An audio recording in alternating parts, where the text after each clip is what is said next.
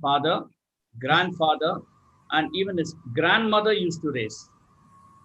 His father, Mr. Vicky Chandok, is a multiple Indian rally champion and past president of the Federation of Motorsports Club of India. Karun won the Indian National Championship on debut in the year 2000.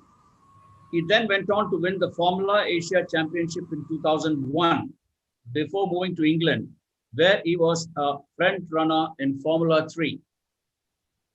Karun then came back to Asia and won the Asian Renault V6 series in 2006, which served as a launchpad up to GP2 and then to Formula 1.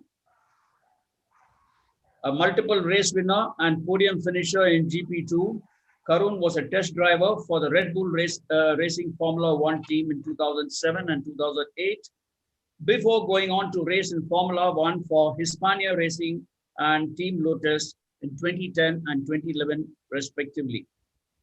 Since 2012, he has been competing in sports cars, becoming the first Indian to ever compete in the iconic Le Mans 24-hour race, finishing in the top 6 of the Le Mans in 2012, 2013, and 2015. A resident of UK, Karun has built up quite a name for himself as a commentator and analyst for motorsport, working with 5 different global Formula 1 broadcasters, namely Star Sports in Asia, BBC Radio 5 Live, Channel 4 in the UK, beIN Iron Sports in Qatar, and Sky Sports Formula 1. He has been a columnist for the world's leading motor magazines, Autosport and Motorsport, as well as Autocar, Overdrive, and EVO in India, and rapidly growing online platform Drive. Karun has worked closely with Baron Ecclestone and Formula 1 management, as well as the JP Group on the Indian Grand Prix. Karun is married and they are blessed with a 2-year-old son, like he just mentioned. Well, Karun, that was, well, ladies and gentlemen, that was a small introduction about Karun. And we have a small video which I want to present to all of you before I actually start interacting with Karun. May I request Vinkaman Ravi Shankar, if you can play that video, please.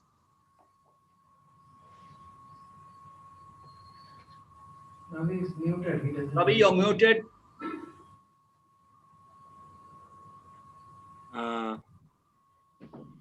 May I request all of you to kindly switch off your videos, please. Videos. Round the final turn. Wins the sprint race here in Germany.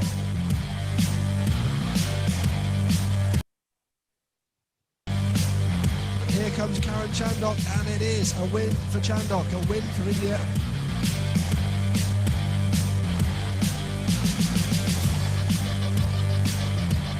Hi, welcome to the great Nico Rosberg, a very, very late arrival. I'm going to get to drive the iconic FW14B. You can see on the side. What was it like to drive with the Active? You have a lot of high anxiety level.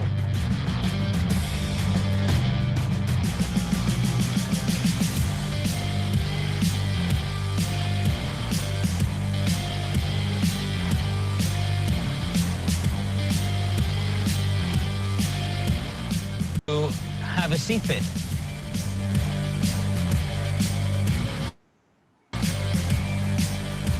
I thought that it would be a good time to look at where the teams stack up in their pure qualifying phase. The high speed, I expected it to be good. Action and slow speed, that was just immense. On the face of it, Ferrari's double smash at Singapore put a massive dent into Sebastian Vettel's World Championship aspirations. Grandmother actually comes from this village originally. She was born in this village. This circuit's part of the village of Dunkor district. The village is over there. Welcome to Fifth Gear, the show with the best drivers on telly. Coming up to fifth chicane, as I like to call it now.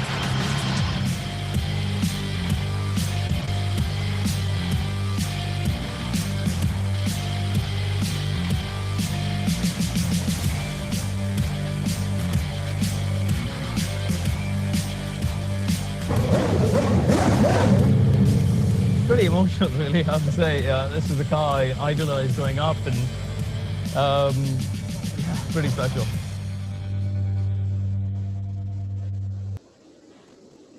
Thank you, Ravi. Thank you for that. Well, Karun, the first thing that I want to ask you is that you grew up in a household surrounded by cars. Motorsport was part and parcel of your home. Your dad was a big name in rally driving, and I've also heard that your grandmother raced in the 70s. With this background, you must have naturally been attracted to driving. So tell us, at what age did you start driving, and which was the first car that you drove? Um, I had a go-kart when I was 6 years old. My dad got me a go-kart when I was 6 years old. So I guess that's the first time I drove something. And then we were very involved with building the racetrack outside Chennai in Sri Perumbudur. My grandfather was part of the sort of trust that got together to acquire the land and build the track. So I drove there for the first time when I was 9. It was actually my uncle's Maruti 800, which I drove when I was 9 years old. But yeah, you're absolutely right. I mean, I grew up in a family which was obviously very involved in cars and motorsport. We used to run a workshop in Mount Road. So I used to spend my time there and learning about cars. But I was never pushed into it. For example, my brother and I, we grew up in the same house, same family, same environment, same background, and he had no interest in cars, no interest in motor racing. While I did, yes, grow up around it, none of my family actually pushed us in this direction. It's just I naturally took to it. Okay. Now, I read somewhere that your grandmother also used to race. So I just want to ask you, was she racing at Sholavaram? Because I remember in our younger days, school days, when we were growing up, the Sholavaram races used to be held on the first weekend of the month of February every year. And, we used to have those, temporary stands being put up, special buses being run. I think 40,000 people used to come for those races. That was really, craze those days. And did your mother race in that, and what car did she drive? My grandmother did. I think she was in an ambassador back then. So, as you said, Sholavaram used to be an event, right? I think families used to go there to watch all together. And it really used to be, a date in the calendar that everyone looked forward to with big crowds. I mean, I have very, very few memories because I was 5 when racing shifted from Sholavaram to Sri Perumbudur. But, when I look at pictures or look at videos from back then, it jogs my memory of going there, because I think my parents first took me there when I was 1, when my father, of course, was racing there. I do have a few memories, and I remember seeing the crowd. I remember, standing at the start line and seeing, thousands of people, as you say, around me. So my grandmother, I think it was the mid 70s, I think, when she did a bit of racing there. Okay, great. Okay, now you won the Formula Asia Championship in 2001, and after that you moved to England for the Formula 3 racing.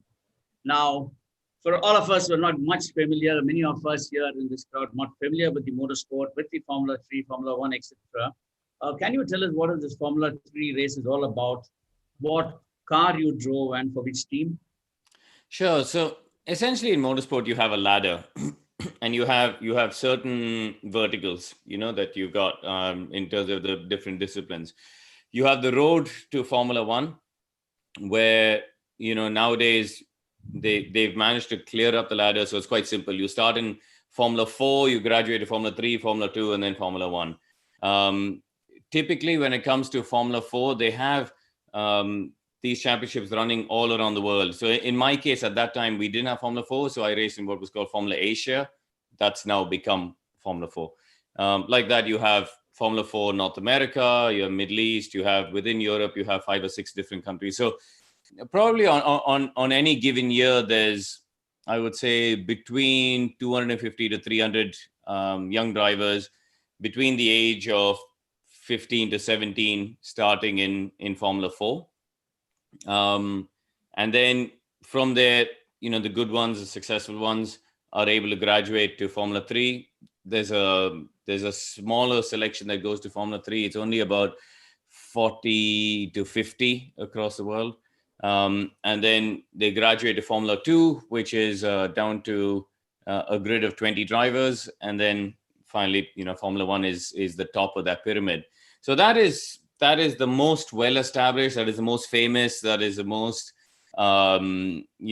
prestigious ladder really to get to Formula 1. But alongside that, in America, for example, they have their own categories of racing. They have Indianapolis, the Indianapolis 500. They have NASCAR racing. They have their own pathway of motorsport happening there. Similarly, in Australia, they have their own pathway happening. But the other parallel that runs today, or there are two different parallels. One is what we call sports car or endurance racing, where you mentioned before, Le Mans is the most famous one. It's a 24-hour race, but you share the car with two other drivers. So that is a totally different vertical of the sport that runs and coexists and has coexisted for many years. I think Le Mans has been running now. We're coming up to 90 years of the race. So it's gone for a very long time. And in most recent time, as you've all, I'm sure, seen and heard, there's this whole wave of electric cars and electric mobility coming, and there's a lot of talk about that being the future. So in line with that, there is now a category of racing called Formula E, which is Formula Electric, which was created in 2014. I in fact, took part in the inaugural season of that. So yes, so we basically got these different branches of the sport. But the main pyramid is still that F4 to F1 path. So in Formula 3, which car did you drive and for which team? It was a team based in the UK called T-Sport. And in Formula 3, in fact, most people have the same car, but you have different engines. So the cars are all made by a company called Dallara in Italy. But you have different engines. At the time, I was with Honda. But, you've got Mercedes, you've got Volkswagen, you've got Nissan, Toyota, you've got different manufacturers. Okay. Like you just mentioned, there's very, very less room at the top. And you graduated to Formula 1 in 2010. Mm-hmm. Now, yes, everybody doesn't get a chance to be a Formula 1 driver. It's well known that any given time that there are only about 20 or 24 Formula 1 drivers in the world, depending on the number of the racing teams. Mm-hmm. So in 2010, what was your feeling and emotions when you walked into the F1 paddock for the first time? And when it must have dawned on you that you're really lucky to be one of this 20 or 24. What was your feeling? What was your emotion? Yeah, it was very special because, it was I think as a racing driver, you have three careers. You have your first career is your path to F1. Your second career is your time in F1 as a test driver, race driver. And your third career is post F1, what you do with it. So, that day was the culmination of chapter 1, which I had spent 10 years working, a lot of hours, a lot of sleepless nights to achieve. And it was the opening of chapter 2 in some ways. And I'll never forget, the first day I arrived into the Formula 1 paddock, as we call it, where all the teams are based at the track. It was, as you mentioned, 2010. It was also the year that Michael Schumacher had come back from sabbatical. He had stopped racing in F1 at the end of 2006. He'd had 3 years away and he had come back. So, all of a sudden we have the biggest star in our sport at that time returning to the sport. And Schumacher, he was one of my heroes. I had the poster on my wall in my bedroom as a child. And that first day I arrived, he was the first driver to come and shake my hand and say, welcome to F1. And he, wanted to know a little bit about me, wanted to know about, how does somebody come from India into the sport? And, he's asking just generally trying to understand a little bit about me, which was, very nice of him. This was a 7-time world champion and I was a nobody, but it was it was, it's something I will always appreciate of Michael. And, that was one of the moments, I think, which cemented in my mind that, okay, now I'm here in this exclusive club. So no, it was very special, not just for me, but, for my family and for people back home who were motor racing fans. At that time, and to some extent now as well, we are not a mass sport. We aren't a sport where you have hundreds of millions of people watching like you do for cricket or things like that. But there's still a strong audience for F1 in certain pockets of India. And I think for them, it was certainly very special. I mean, I think it was a real nice gesture on the part of Schumacher to have come and sort of met you and wished you on your maiden race. And along with Michael Schumacher, you also had Fernando Alonso, Sebastian Vettel, Lewis Hamilton, and many more of your childhood heroes there. So their presence there, were you just in awe of them at that time, or did it have any effect on your driving in your first race? No, I think this is something you have to be very careful of. You have to be respectful, of course, of all these people. Great drivers, great world champions, but you cannot be in awe of them, because ultimately, you're trying to compete against them and compete in the same platform as them. And I've maintained that throughout my career, across all the different categories. I think you have to be respectful, and you have to admire what they've achieved, because they've achieved a lot, but you cannot be in awe of them, because automatically that will, in the back of your mind, affect the way that you compete. Okay. Now, for the benefit of all our members, many of our members may not be familiar with what is Formula One. So can you tell us about your racing experience in Formula One in 2010, the car that you use, the engine, or the team that you race for? So in Formula One, there's it's very unique, because every single car is made completely bespoke. You have different teams operating at different levels, really, in terms of financial aspects, in terms of the infrastructure, number of people they employ, et cetera, et cetera. So unfortunately for me, I joined one of the new teams. It was called Hispania Racing. It was brand new to F1 that year. To give you an example, the top teams such as Ferrari, McLaren, Red Bull, Mercedes, they are spending anywhere between $350 to $400 million every year for the two cars. We were trying to operate on $50 to $60 million. So it was never really, we were never in a position to compete. But then I always maintain that in Formula One, you race against your circumstances.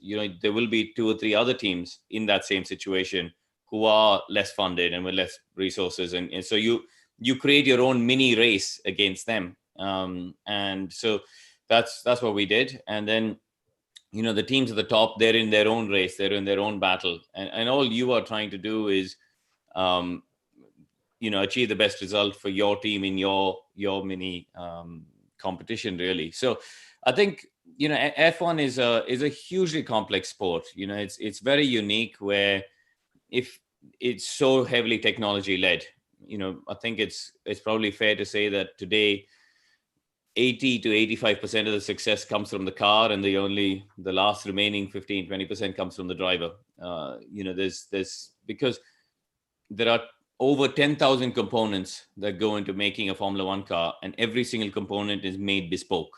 You can't take the bolts, nuts, washers even from one car and put it on another. It doesn't work. So therefore, it is a hugely complex business. It's the only sport in the world where you have this complexity in terms of the end result of the competition is led by technology. If you look at cricket, the difference between two players' bats is maybe a few grams. It's just, you're talking about the weight. They all play with the same ball. In football, they kick the same ball. In tennis, Nadal's racket and Federer's racket, there's hardly any difference.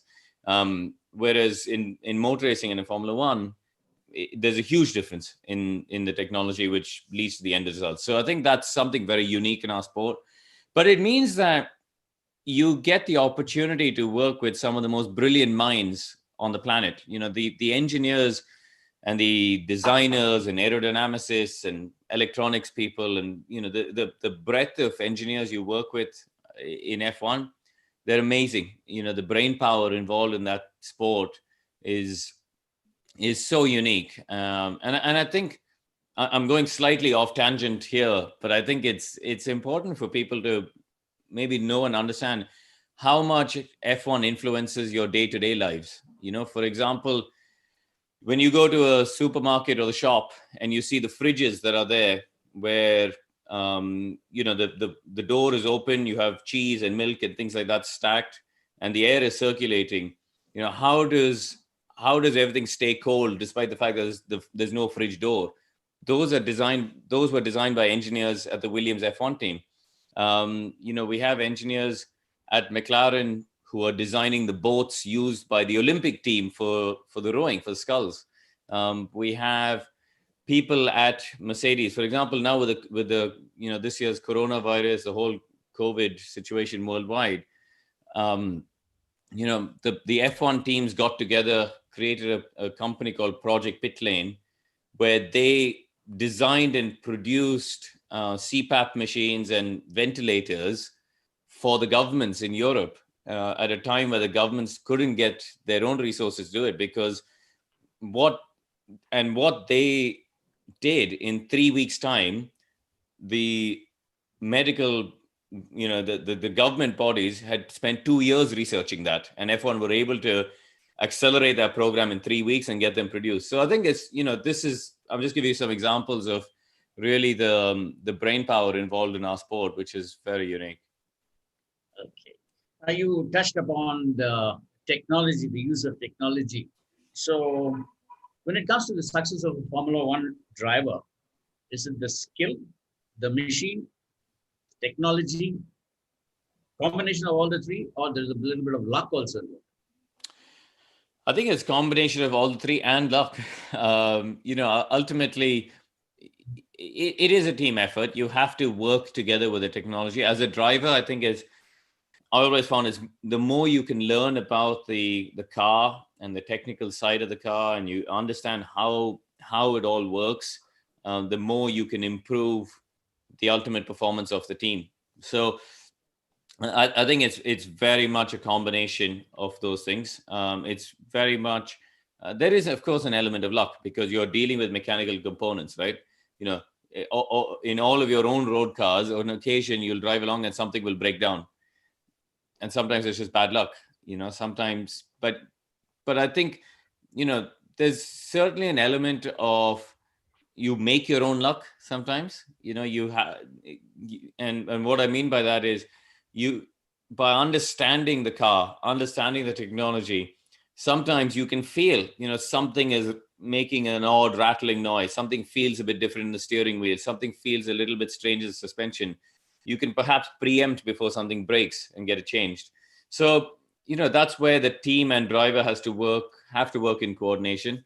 And in terms of improving the car, the driver certainly has a big input, because ultimately, while you have, some teams have up to 1,000 people working to build these two cars, ultimately there's only one or two drivers who are out there experiencing it and feeling it and able to provide the feedback as to how these things work. And, I'm sure that, there's parallels certainly with people who fly planes, right? There's things in terms of cockpit ergonomics, for example. I'm sure you fly a plane and you think, actually, it would be better if these switches were here, or this cockpit, or this is, if we had these instruments laid in this different position, it would be in my eye line, so it'll be easier for me to see. It's similar things. We have lots of ways where we can give input back to the engineers.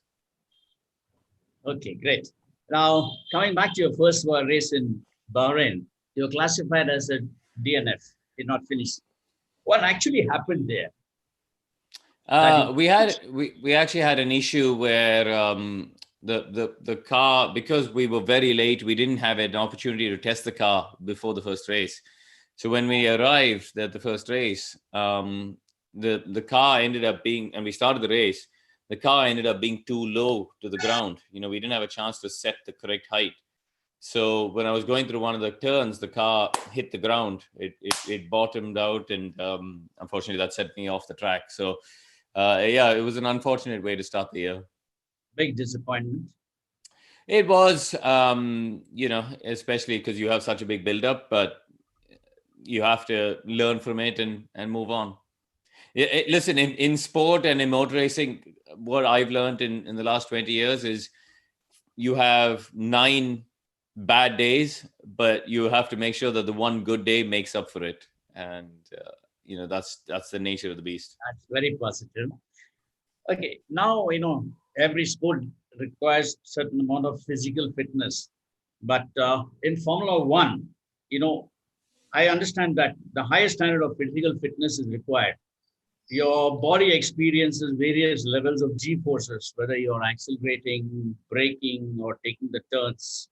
Okay, so I have a couple of questions related to this. The first one I want to ask you is that you, as a Formula One driver, did you undergo any special type of physical fitness training? Oh, absolutely. Yeah, I mean, and this is something that people at home maybe don't understand or don't appreciate. Frankly, even people from my own family can't understand. They used to say, "Why do you have to go out training so much? You just sit in a car, drive around and around." They couldn't understand why you needed to be so physically fit for it. I'll give you a small example. When you're going through a corner, you have 5.5 G of G forces acting on your head. Your head normally weighs about 4.5 kilos. So all of a sudden you've got a 25 kilo force pushing your head one way. Now you can't drive around with your head leaning to one side. You have to then have the strength in your neck to keep your head upright. Similarly, through all the muscles in your body, where you have to have a strong cardiovascular fitness. I spend a lot of time swimming, cycling, running, but you also have to have the strength in your core and your back and, in all of your muscles. But where it becomes very complicated for Formula One is you have to maintain your body weight. You have to, because it's like a jockey, right? The lighter you are, the more advantageous it is. So you can't just go to the gym and do lots of weights, because then your muscles add weight. So there's a whole science in terms of the training and balancing the cardiovascular side as well as the weight training and the strength training side. So, a normal day used to be 4.5, 5 hours in the gym, or out cycling or running or training. That was a normal day, 6 days a week. You normally give yourself 1 day to rest and recover and let your muscles, recharge a little bit. But yeah, otherwise it was a very, very intense time. And as a Formula One driver, what levels of G forces do you endure? And I think the Formula One drivers wear a G suit also, like the pilot? No. Unlike the pilots, we don't get to wear the G suits because frankly, also they add weight to it. So so you wear the fireproof clothing to protect against fire. But I think when under braking, you experience about 4.5 to 5 G, longitudinally, and then through the turns you experience again 4.5 to 5 G lateral load. So it's quite significant. Okay. And like you mentioned, that the Formula One driver has to have a very strong neck. So any special exercises for the neck? Yeah, I mean, I used to, I don't know if any of you have ever been to your local tire workshop or tire fitters, and they have little lead balancing weights that they put on the inside of the wheel rims when they balance the tires. So I used to get, a huge handful of those and stick it to a helmet, and then do all sorts of exercises in the gym. And I would do sometimes even at home. You just lie on the end of your bed, let your head hang off the end, and then do a whole bunch of exercises. So I think the neck exercises alone every day was a dedicated half hour every day with this heavy helmet to try and try and do it. But ultimately, nothing would improve your neck muscles like driving. You know, the same shirts that I would have in January at the start of the season wouldn't fit. I couldn't button the top button by the time I got to November, because through the year your neck would grow, your muscles would get stronger and stronger. So you would actually have to have two different shirt sizes for the winter, for the winter and the season. Okay. And all your practice that you do, is it only the real runs that you do in the car, or you have some sort of a similar training, simulated training? No, so nowadays, in fact, the world has changed a lot. I would say since probably 2007 onwards, the world of simulators has completely taken over. You know, the cost of running a Formula One car or any race car is very, very expensive. You know, to run the car because obviously all the components are made to do a certain amount of kilometers. Everything is lifed, every single component. So, you know, as soon as you're doing mileage on it, you have to factor in the cost of replacing all of those parts.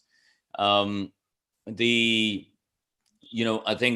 if you do a calculation, every day of testing costs about £500,000 per car. So you're talking a significant amount of money to run a car for one day, and which is why nowadays teams have all invested in simulators. You know, they're very, very good. They're very,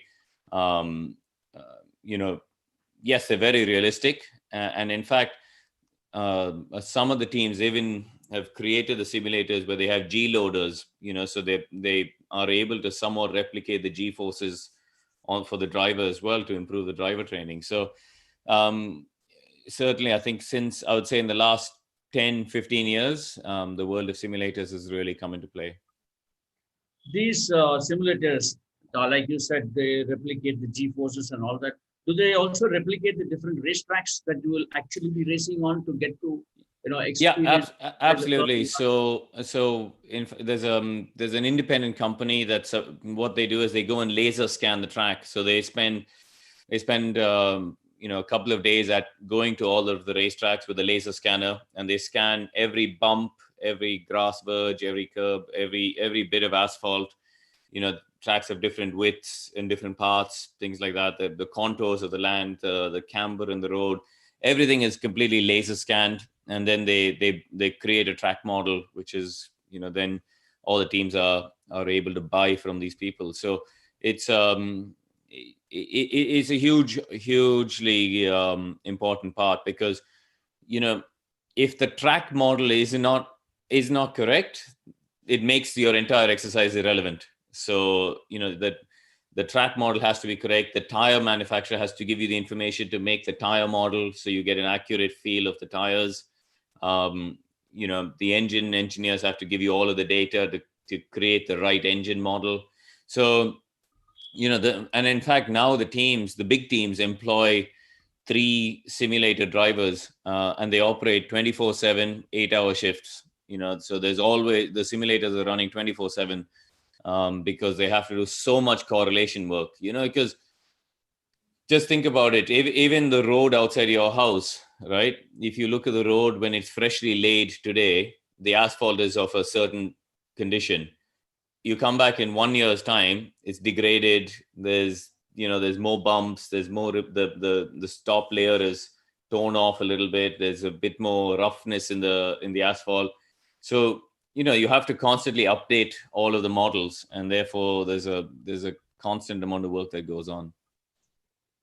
Okay. Now, after your stint in F1, you went on to drive the Formula E cars. Mm-hmm. So you did mention in your sometime back about the E cars, but can you tell us as to what is the actual difference between a Formula 1 and a Formula E? Okay. So that we get to know what it is.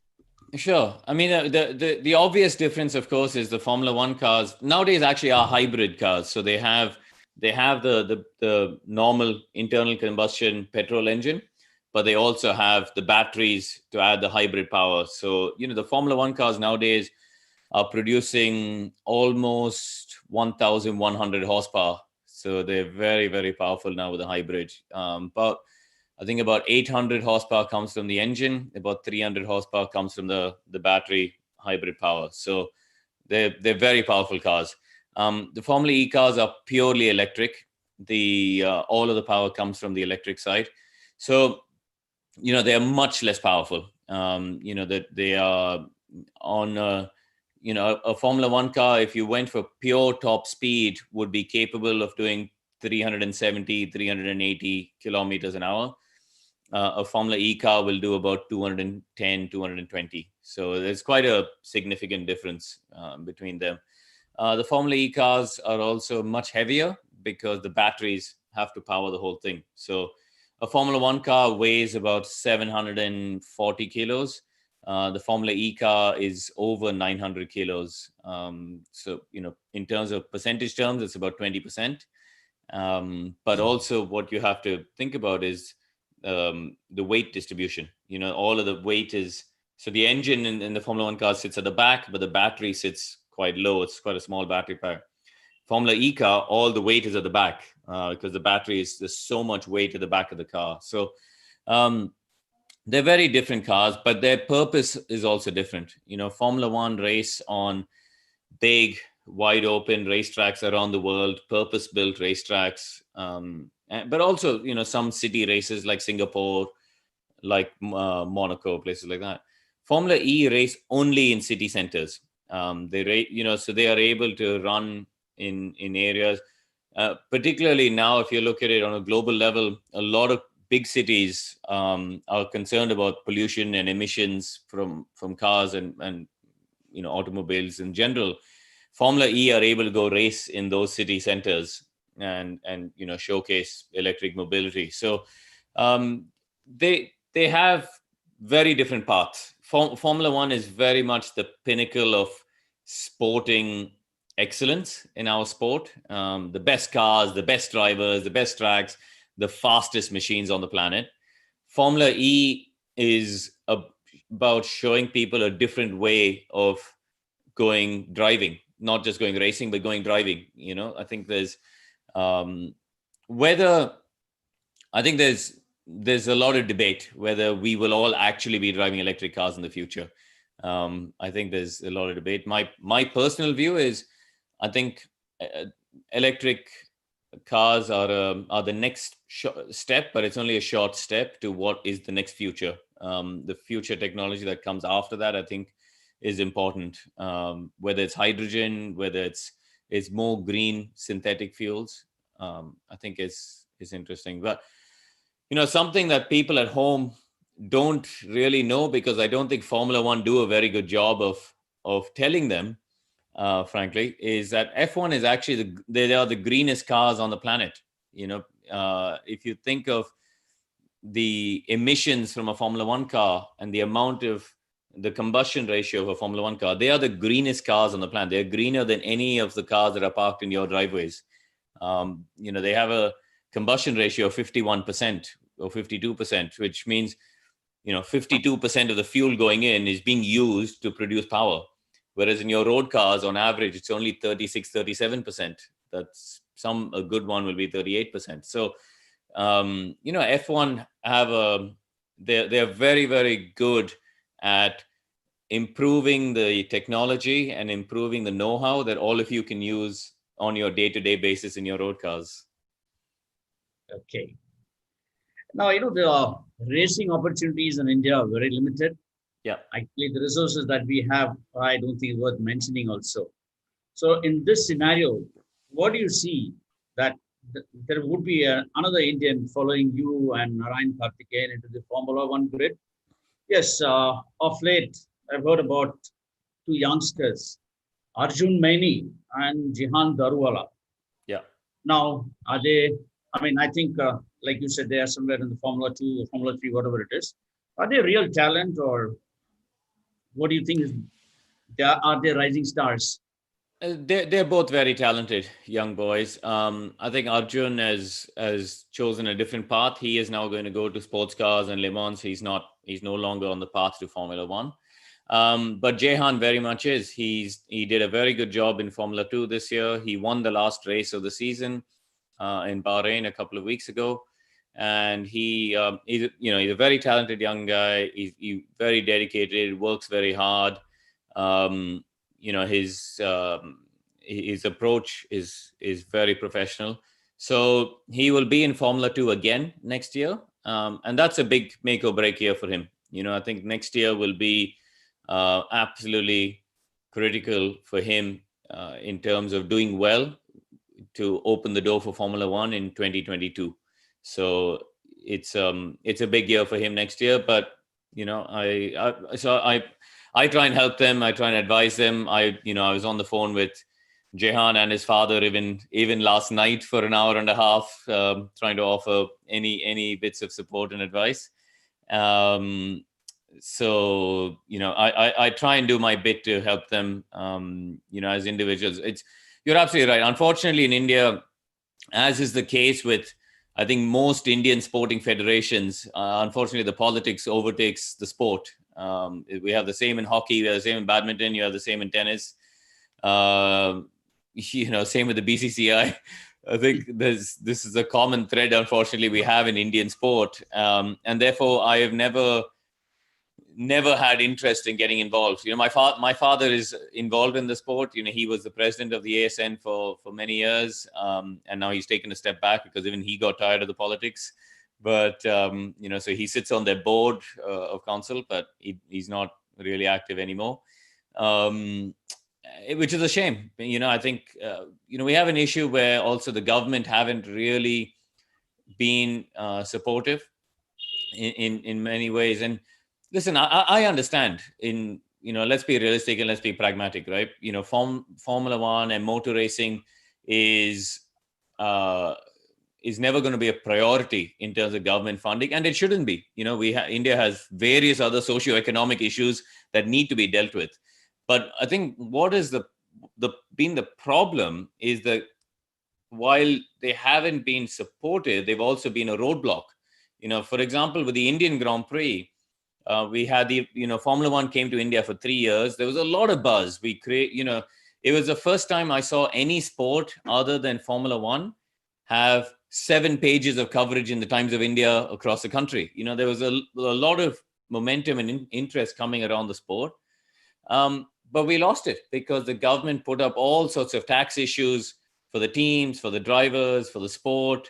And they made a mess of it. They didn't engage with the sport in the way that other countries have. And unfortunately, that was to the detriment of the sport in India. So, I hope one day we will have a forward-thinking person who, as I said, I don't expect them to be necessarily putting money into the sport because I think, we will, of course, be a low priority and they should prioritize other ways to invest the public money. But I wish they break down some barriers to make it easier. Yeah, because when it came to the both international circuit in Greater Noida, JP Industries, they really invested a lot of money, and after just 2 years of racing, they did a great job. They did a great job, and I think they don't get the credit they deserve.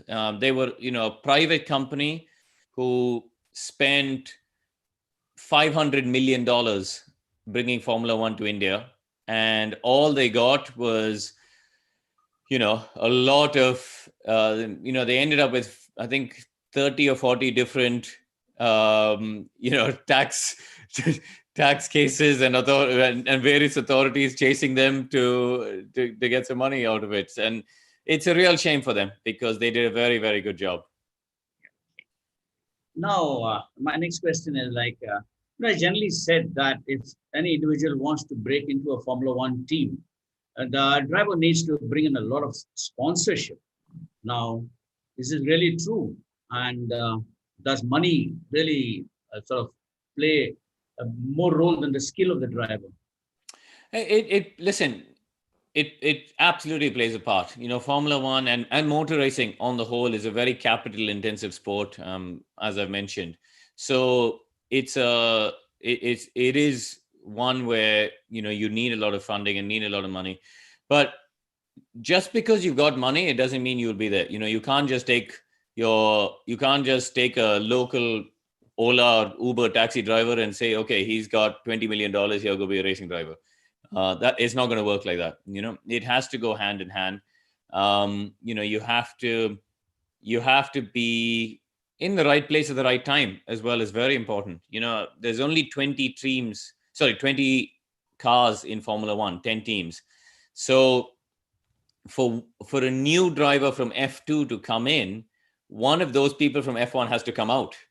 So, realistically, that only happens maybe 3 or 4 seats max comes open every year. So you've now got this pool of 20 F2 drivers, plus sometimes, a lot of F3 drivers try to go directly to F1. You've got a pool of all these drivers around. F1 teams themselves have reserve drivers and test drivers. That's another 20 or 30 of them. This pool of about 50 drivers fighting to get 2 or 3 seats every year.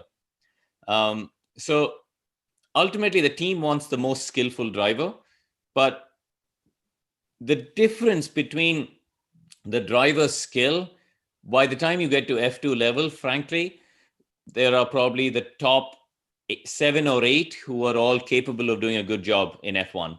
So then you get the differentiator of, okay, out of those 7 or 8, are some of them able to arrive with a bit of sponsorship, with a bit of funding to help the team progress? And I think that's where you start to see some differences. Okay. So it's not a clear cut, it's not a clear cut of one or the other, is what I'm trying to say. Okay. Now, after your stint as Formula driver in the Formula One, you're now into the media. Yeah. I've heard you commenting live on Formula One races all over the world. I mean, personally, I'm an avid fan of Formula One. You had the chance to be alongside the greats like David Coulthard and Mark Webber in the commentary box. Can you tell us about your media experience? I enjoy it. It's funny. The first race I ever did as a commentator was in 2004. I was 20 years old racing in Formula 3, and I got a call from Star Sports saying they needed a commentator to do the Chinese Grand Prix for them, for India and Asia, all across Asia. And they asked if I'd be interested in doing it. And it was a weekend off from my Formula 3, so I went and did it. And I really enjoyed it. And, I'm fortunate that, I think particularly need to credit my mother, but she made sure that I put a lot of emphasis when I was younger in terms of my language skills and communication skills, and focusing on, on using English in the right way when we were younger at home. And I think that was very helpful, and it's become very helpful for both of us. My brother, in fact, is a TV presenter with Star Sports. You might have seen him. He works on the IPL. He's been working with Brian Lara and Brett Lee and people doing the IPL, and he works on Wimbledon and Davis Cup and things. So he's also ended up. We've both arrived in sort of television worlds from very different paths. But I think we were fortunate at a young age that, as I said, in our household, there was a lot of emphasis on grammar and diction and using the right words and learning to speak in the right way. And that's helped us, in our current life. But I really enjoy commentating. I think, we have a very, very complex sport, probably the most complex sport on the planet. And to try and explain that to all of you at home who are watching it, we live this sport day in, day out. We are in it. We are talking to people. My social circle are people from motorsport, so there's a lot of assumed knowledge that what we take for granted, all of you know. But in fact, that's not true, so we have to try and break down these complexities of very, very detailed subjects in Formula One and the sport into short sound bites that hopefully all of you can find interesting at home. And I enjoy that. I see that as a challenge. And I think we also have to, balance, because when you're speaking as a commentator, you're talking to somebody who watches all 23 races, every practice, every qualifying, and reads about it on the internet. But you're also talking to somebody who watches 5 races a year. And how do you balance the information you're putting out there to make both sides find it interesting and appealing? So I think there's a lot of interesting challenges, and as you say, I'm lucky. I work with some great people, world champions like Damon Hill and Jensen Button. And, but these have all become friends of mine in the last 15, 20 years of being in the sport. When I was at Red Bull as a test driver, Mark Webber and David Coulthard were the two racing drivers at the time. So I worked with them then. And, I've got to know all of these people over time. And I'm very lucky. Basically, I go to work with my friends and talk about a sport that I love. So, very lucky. And you mentioned about your mom insisting on the correct English, the pronunciations, the grammar, etc. So you also must have been at Don Bosco. No, I was at Sishya actually. Oh, you were at Sishya. Okay. Yeah, Now, we lived in the other side of town. We lived originally we lived in Gandhinagar, and then we moved to Gotupuram. So Sishya was one of the closest schools to our house. So will it be right to say that your dad also had an influence on you, or it was more of the mother? Oh no, listen, absolutely right. From a racing standpoint, I would not be involved in the sport without my dad. And he, I think across 20 years of me competing, or certainly the first, let's say 18 years of me competing, he only missed 2 races. He would travel back and forth from India all the time to come and race and support me. And, certainly when it came to racing sponsorship and trying to get the funding needed, without both of my parents making the effort and sacrifices, there's no way I would have been able to compete in the sport. So, it was very much a family effort. Now, my next question to you is that, okay, Alan Prost, Ayrton Senna, Michael Schumacher.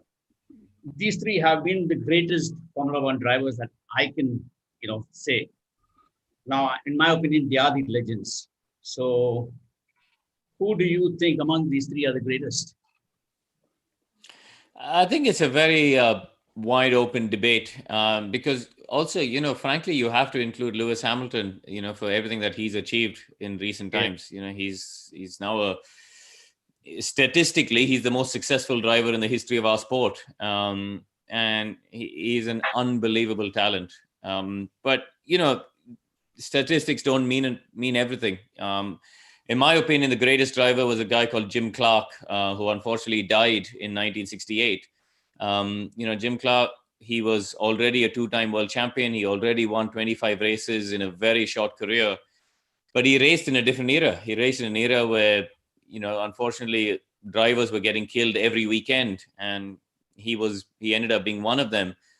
Who's to say if he raced in this current era, he wouldn't have been able to race for 14 years like Lewis and win 7 world championships. So I think it's a very difficult thing to compare across eras. You have to, again, Jim Clark died 16 years before I was born. So, everything I know about him and the impression I have of him is from third-party opinions and books and things that I've read. So I think it's a difficult answer, but it creates an interesting debate that we can all have for over dinner, and I think for fans around the world, it's always an interesting conversation. But do you idolize any Formula One driver? I idolized Alain Prost. Was my childhood hero growing up. He was known for being a very cerebral driver. He did a lot of work with the engineers and thinking about the way he drove, and I thought that was a great approach to going racing, because it just seemed logical to me. If you can make the car better, it makes your life easier and you can be more successful. So I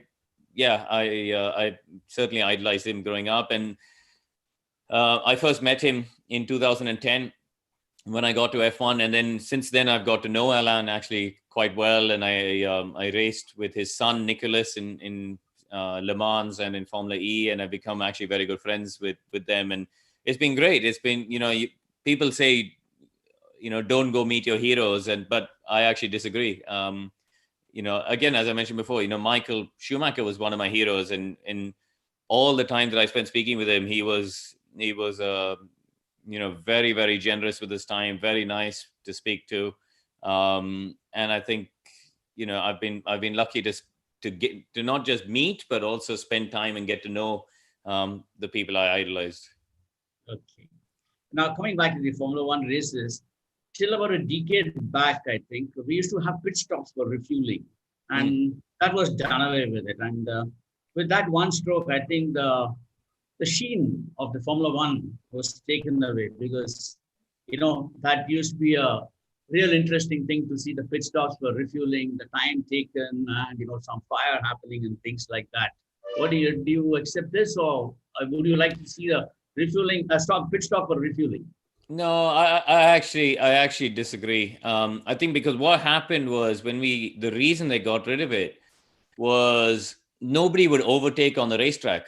Everyone would just wait for the pit stop and then put a different amount of fuel in and overtake each other in the pits, which is, for me, that's not motor racing. You want to see people competing and racing on the racetrack.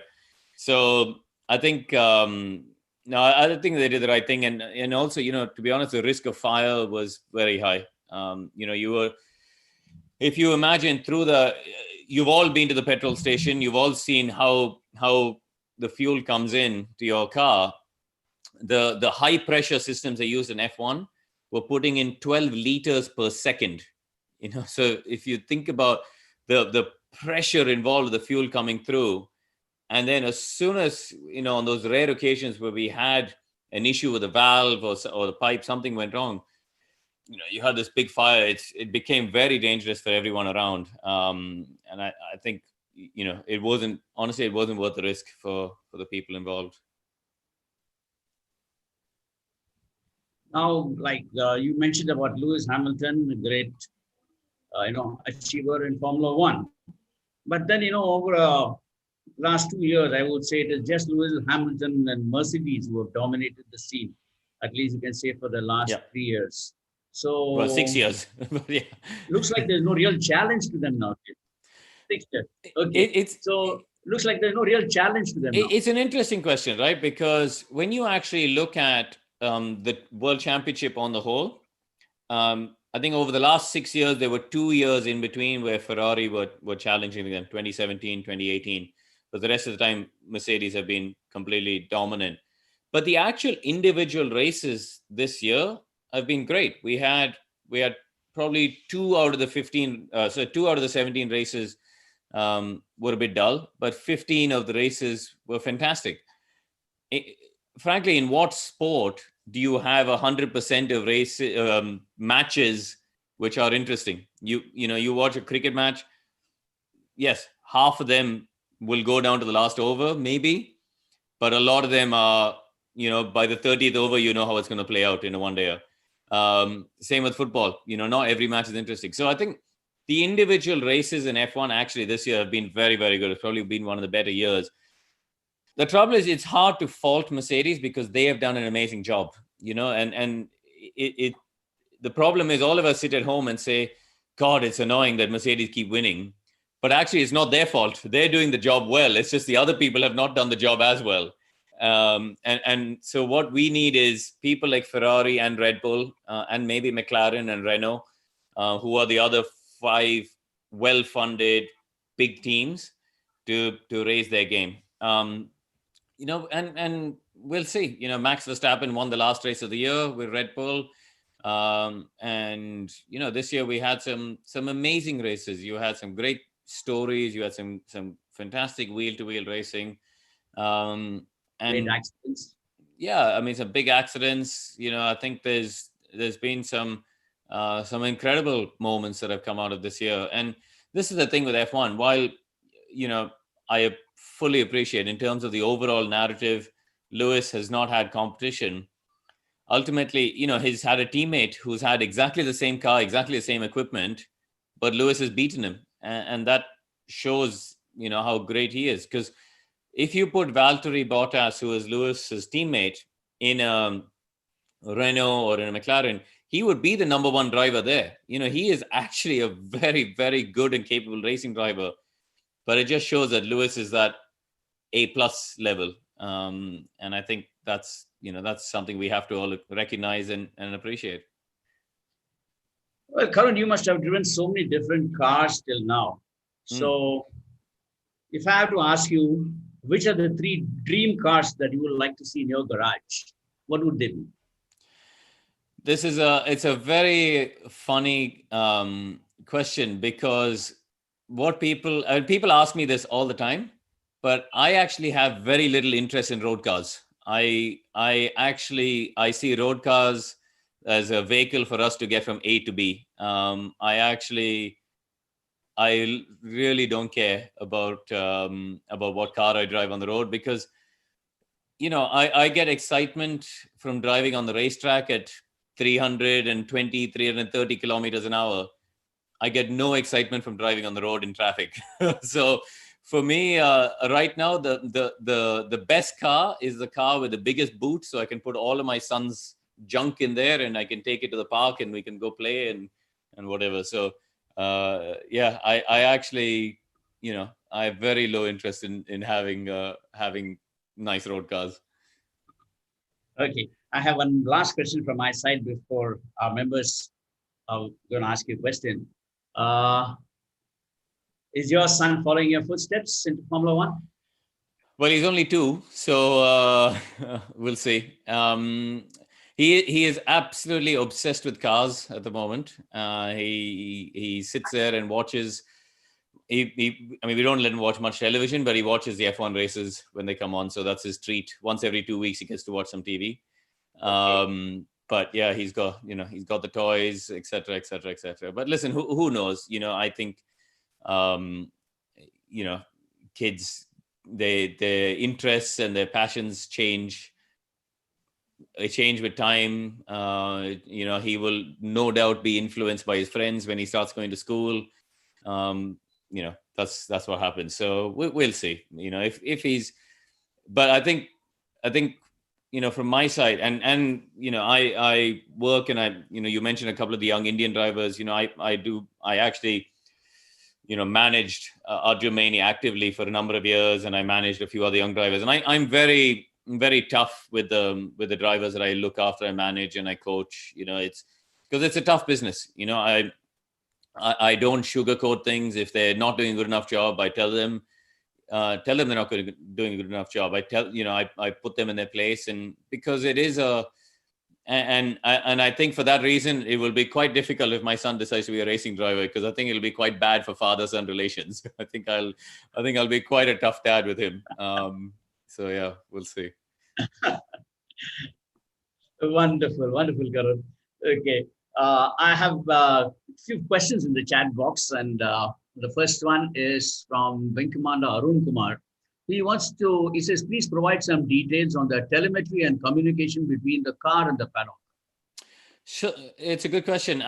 So we have a live telemetry coming from the car to the pits, and in fact, back in the late 90s, early 2000, it was two-way, where the pits, the engineers were able to send information back to the car, but they felt that became too much control going to the engineers away from the driver, so they banned that, rightly. So yes, there's live telemetry.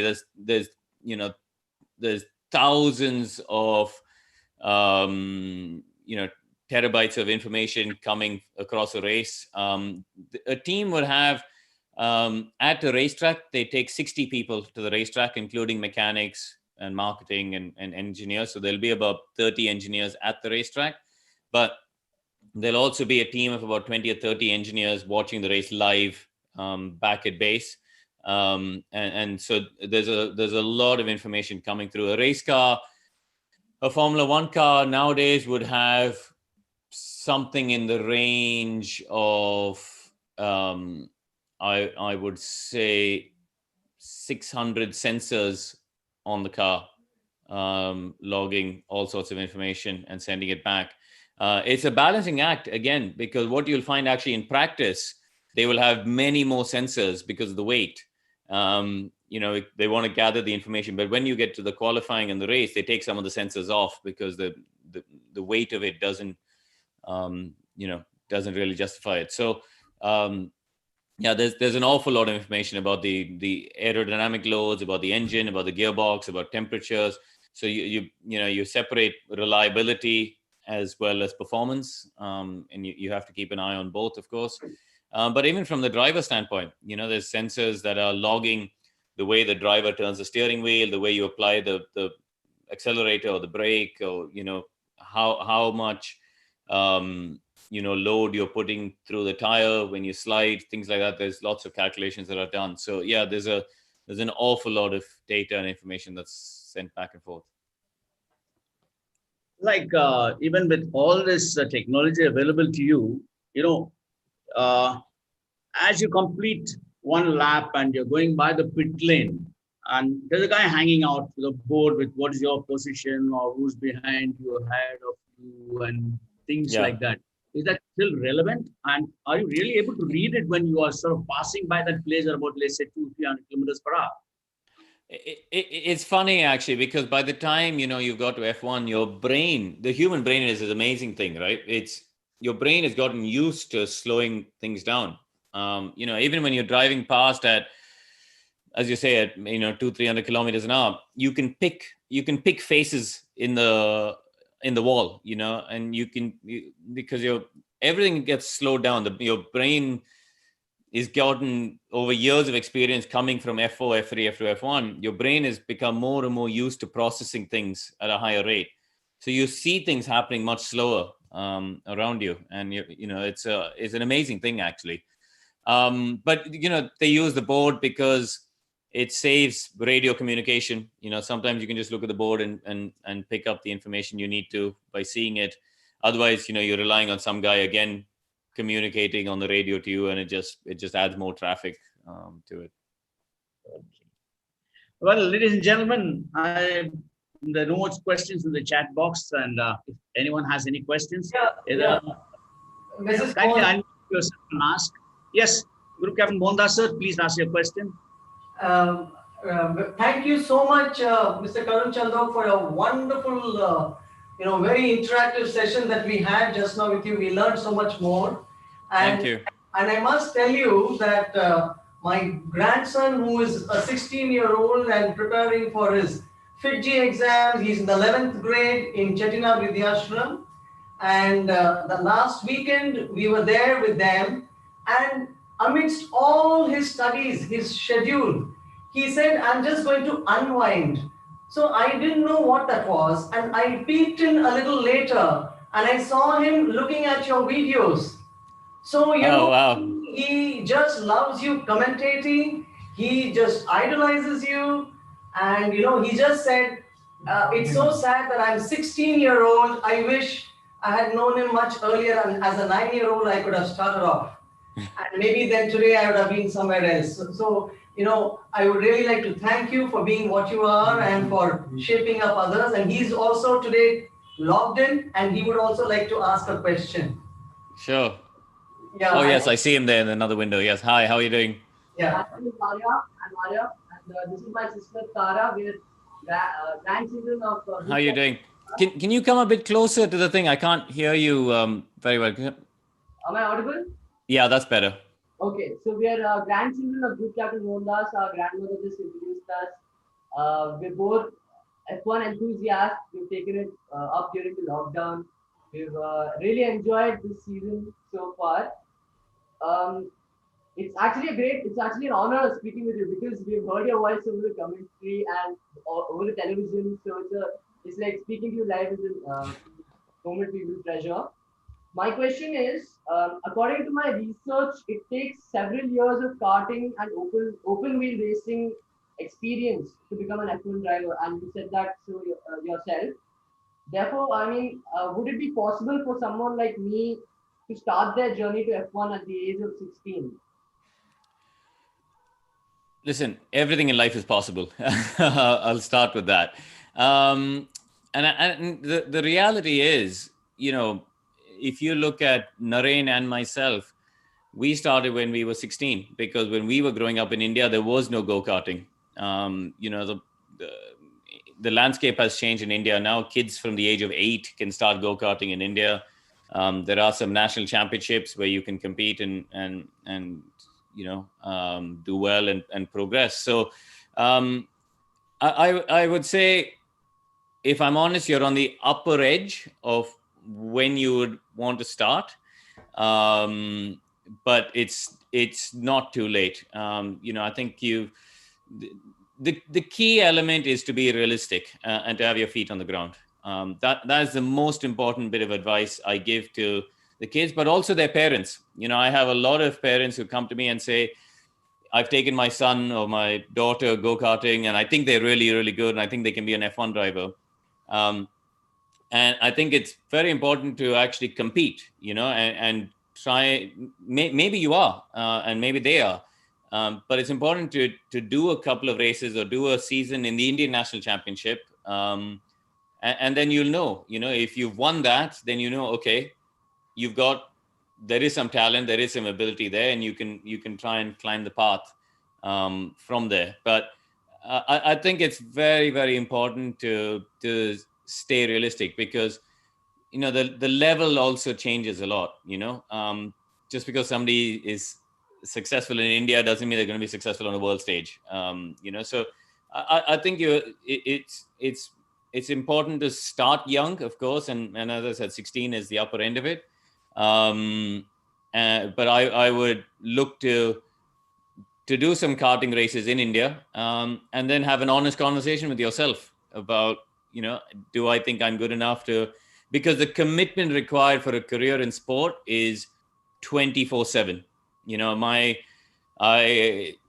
When my friends were all in undergrad, going out and enjoying their first drinks and having a party and a time out, I was waking up at 6 a.m. to go cycling to Mahabalipuram and come back, because I had to go training. It becomes an all-encompassing 365 days commitment. And so if you are going to do that, then you need to know you're good enough to want to go down that path in life. All right. Just to follow up on that, so what would be the best course of action, to gain the maximum experience in the least amount of years?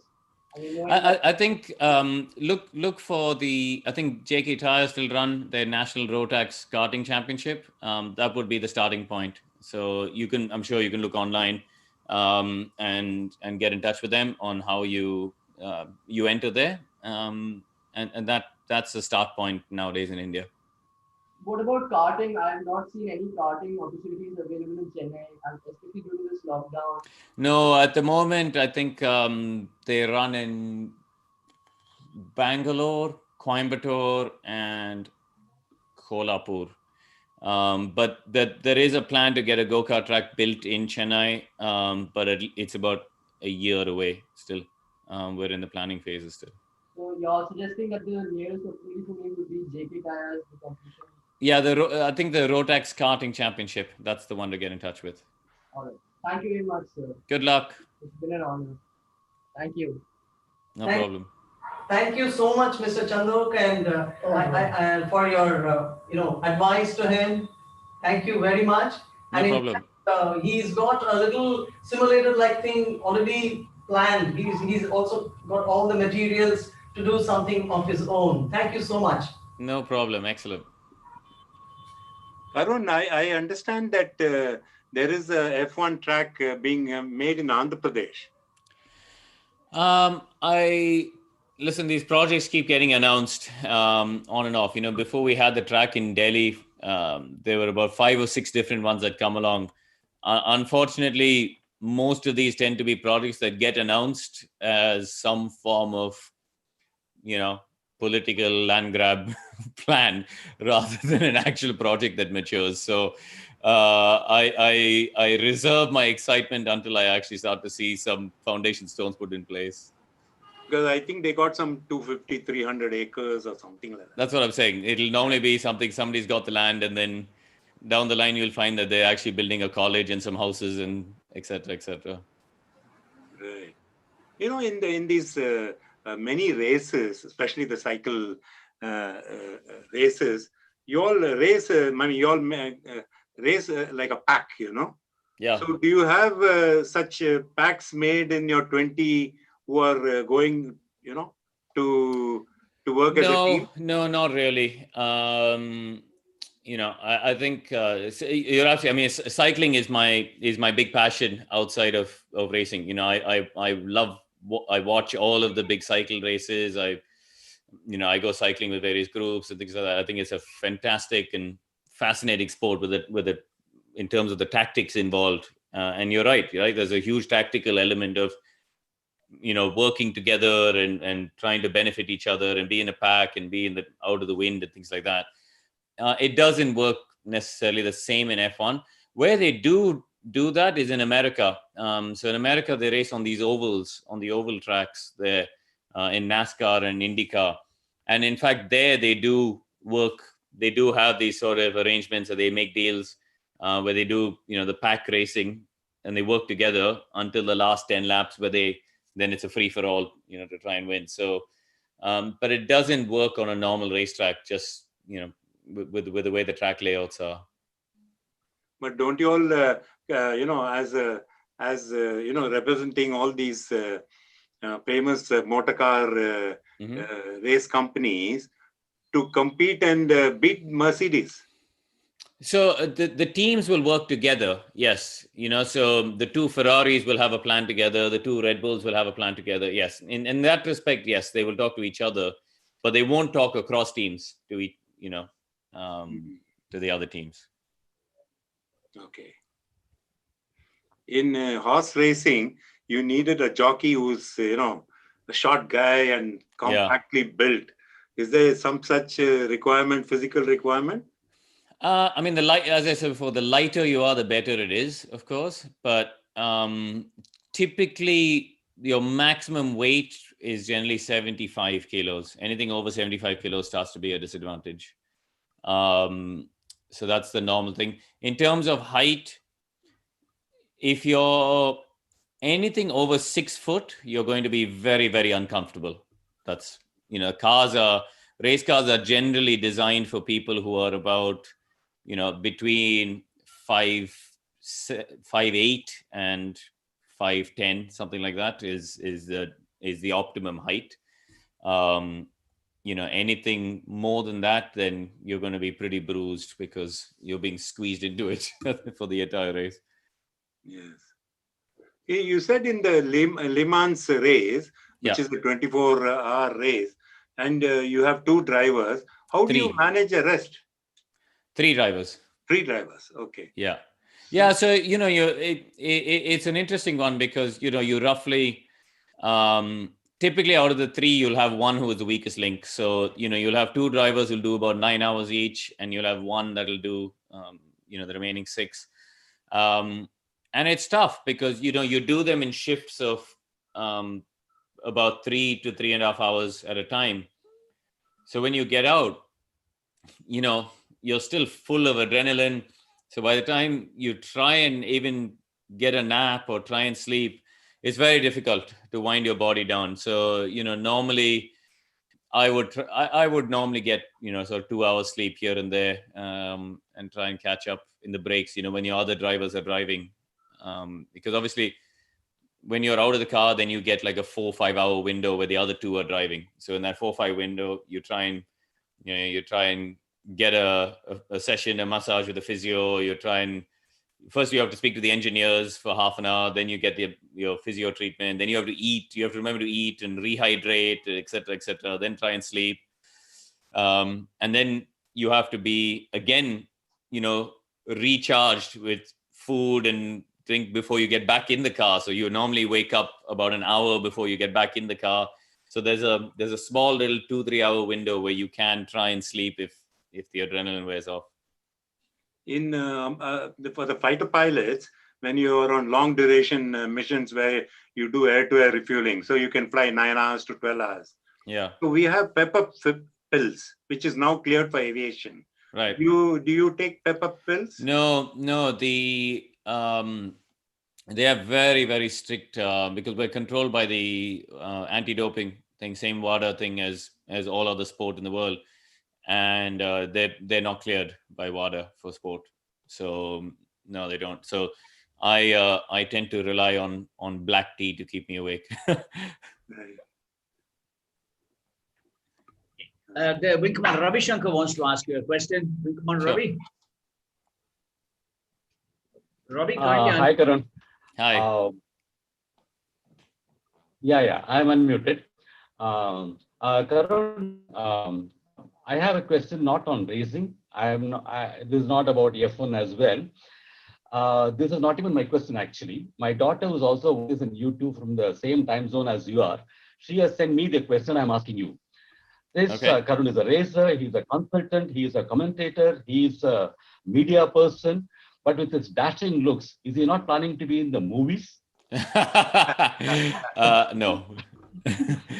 That's a very short answer.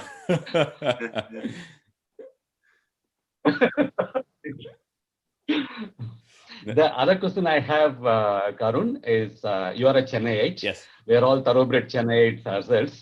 So, what you would like to say about Chennai, Karun, about your formative years? It's funny. So this year marks the time where I've now spent more years outside Chennai than I have in Chennai. I moved to England when I was 18. I'm going to be 37 next month. So it's funny now. I've lived out of the country much longer, not much longer, a little longer than I have there. And certainly my entire adult life has been outside here. So listen, in many ways, Chennai is home because that's where my family are, and that's where I grew up. All of I'm lucky I still have 3 grandparents who are alive in Chennai, and cousins and aunts and uncles, etc., etc.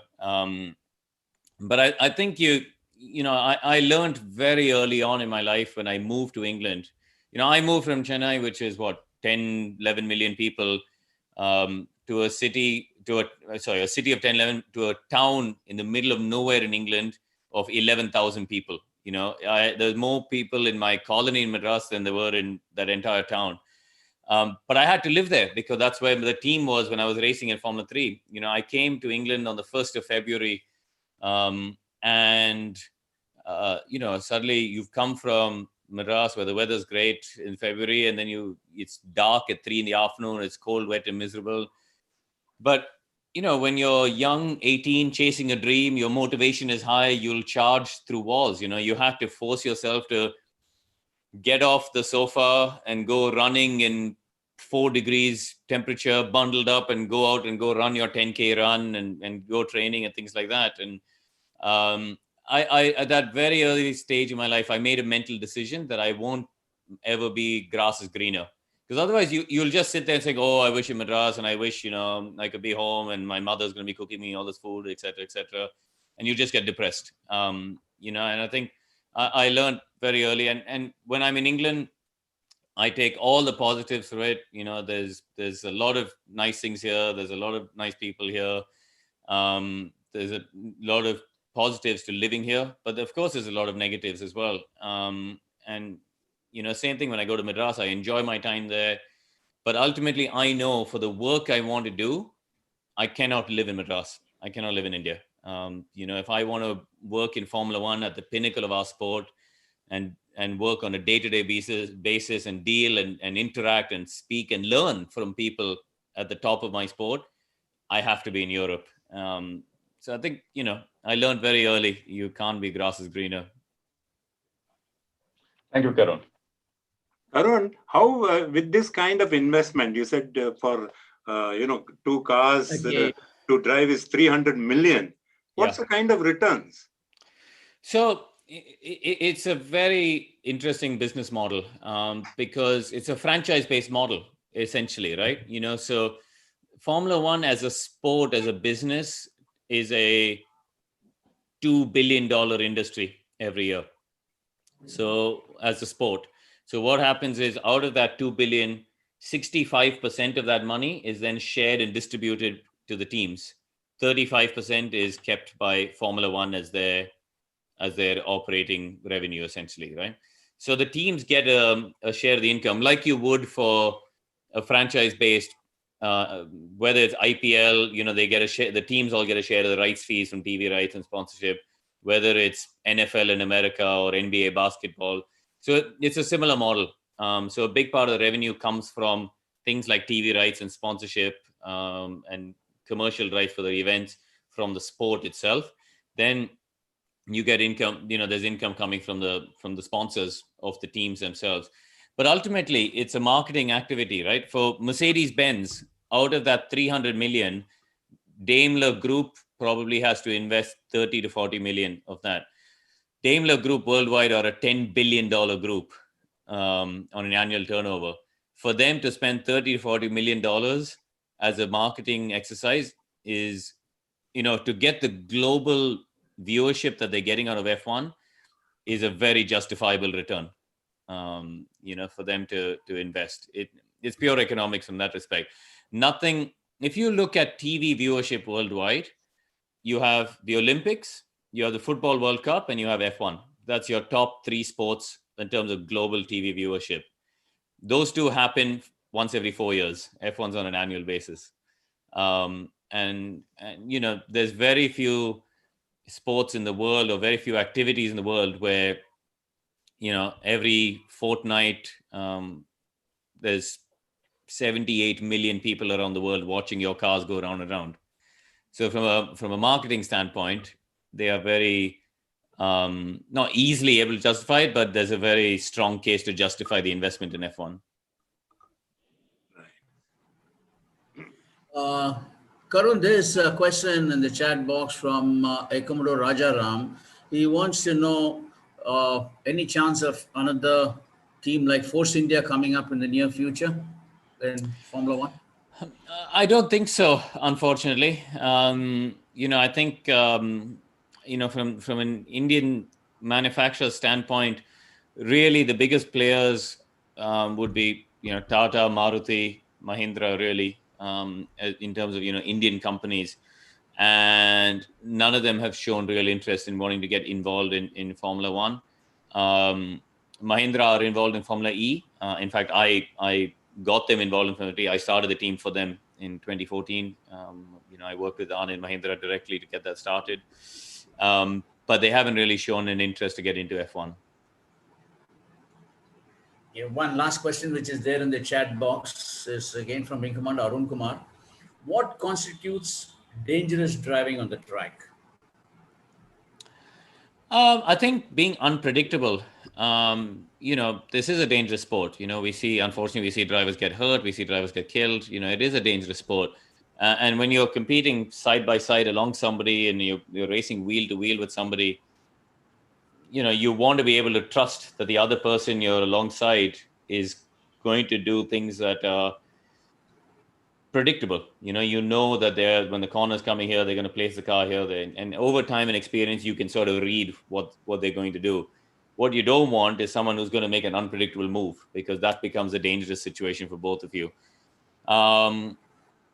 So yeah, I think that's probably the most important thing, is knowing and trusting that the people you're racing against are also going to do it in a fair way and in an ethical way and in a way that, fits with the racing etiquette, so to speak. So I think that's the most important, because, as I say, we all accept the risks. You accept, like you do when you get into a plane, you accept things can go wrong. You accept there are risks involved. You accept that,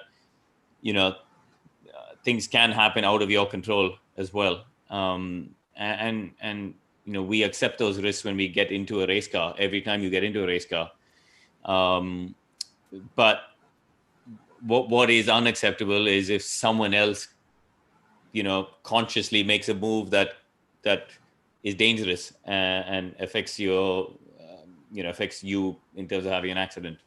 So I think that's something that's almost an unwritten rule in motor racing across the board. Okay. But isn't there a disqualification? Yeah, there is. Yeah, of course. But that comes after the event, right? If you've already had the accident and you both ended up in the wall, and you got injured, yeah, you can disqualify the other guy. But by then you're already lying in a hospital, so it's too late. So the point is, even before you get to that point, you need the other people to, to behave themselves. Karun, there is a question from one of our YouTube viewers, Siddharth Panda. He wants to know, how can someone start a career in F1 racing in India? Well, I hope he was listening earlier when I when I answered saying, I think nowadays you have karting events and you have go-kart platforms in India, and that's absolutely the way and place to start. We have the National Road Tax Championship. I think that's your start point.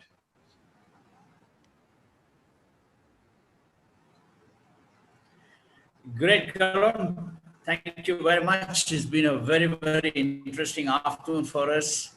And I hope I'm sure today we are all more wiser in terms of getting to know more about Formula One, the technology, the money involved, the efforts that go on. And really proud that you as a Chennaiite have earned a name for yourself in Formula One, and still you're continually involved in Formula One in one role or the other. And we should say that we're really proud of you, Karun. And I wish to convey my sincere thanks to you for having, spared your time early in the morning to be with us and speak to us. And now it's over to our President Air Marshal Varthaman, sir. So over to you, sir. Thank you. Karun, what a brilliant interaction we have had. Brilliant.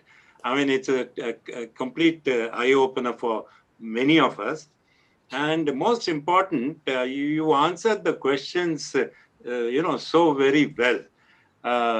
This is the kind of interaction we veterans above 65, most of us are, look forward to and get educated and get to know. It's a brilliant interaction, and I would rate it among one of the best we have had. And we have had, I think yours is probably the 20th talk that we are having.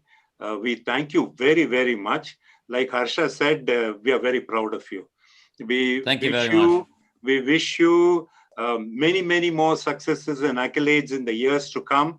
Safe driving, and maybe a racetrack in India is a possibility. And Hyderabad is good, then we'll all go and see it. If it is Noida, we don't want to go to Noida. Fair enough. Thank you very much. It's been a pleasure to join all of you today. God bless you. God bless you. Yes, all the very best, and lots of love to your little son. Yes, and your family. God bless. Yes, he's banging on the door trying to come in, so I better go unlock the door now. He's been very well behaved. Yes. Thank you, Karun. Thank you. Thank you. Have a good day. Bye-bye. Thanks, Karun. Ravi has got something lined up. What, Ravi?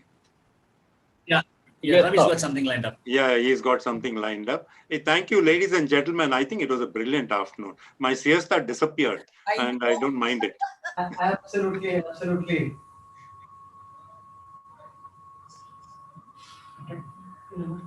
Ravi always pulls the rabbit out of the bag. So let's see what he's got. Okay. Well, his rabbit hasn't come out, I say.